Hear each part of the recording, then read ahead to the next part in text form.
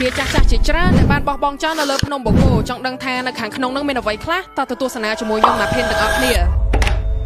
ប៉ុន្តែមុននឹងចូលទៅដល់អគារចាស់នោះខ្ញុំសូមបង្វែរអារម្មណ៍អ្នកទាំងអស់គ្នាមកមើលកាស៊ីណូចាស់ដែលគេកែច្នៃខ្លាយទៅជាសន្តាគារនេះសិននេះគឺជារូបភាពអគារចាស់កាលពីសម័យមុនហើយឥឡូវនេះគឺគេបានកែច្នៃស្អាតខ្លាំងមែនទែនបងប្អូនទាំងអស់គ្នាតែហេតុអីបានខ្ញុំបង្ហាញទស្សនវិជ្ជាកាស៊ីណូចាស់នេះទៅដល់អ្នកទាំងអស់គ្នាដោយសារតែនៅម្ខាងទៀតនៃកាស៊ីណូចាស់នេះគឺសម្បូរទៅដោយអគារចាស់ដែលគេបោះបង់ចោលតាំងពីសម័យបារាំងមកយើងត្រូវធ្វើដំណើរដោយថ្មើរជើងដោយសារតែឡានម៉ូតូគឺគេឲ្យយកចូលទេនៅទីតាំងនេះចូលមកដល់អគារទី1របស់យើងគឺជាអគារភ្លោះដែលគេទុកចោលនៅខាងក្នុងនោះគឺមានរបស់បាក់បែកផ្សេងហើយក៏ដូចជារូបគំនូរ graffiti ដែលគេចូលមកគូផ្សេងហើយទ្វារកតុបនេះបើកបានអត់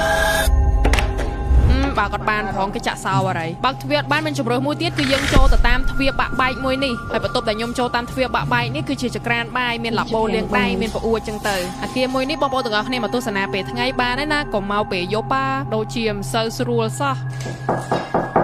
មកក៏ពួកខ្ញុំធ្វើដំណើរថ្មើរជើងទៅកាន់អគារដែលគេបោះបង់ចោលមួយកន្លែងទៀតកន្លែងនេះគឺអគារបោះបង់ចោលនៅជិតគ្នាពីរហើយយើងចូលតាមព្រៃនេះទៅបានចូលទៅដល់អគារមួយហ្នឹងប្លង់បន្ទប់មួយនៅក្នុងអគារមួយនេះគឺមានអារម្មណ៍ថាញ៉ៃខ្លាំងមែនតើដោយសារតែខ្ញុំដើរពីបន្ទប់មួយចូលបន្ទប់មួយទៀតហើយ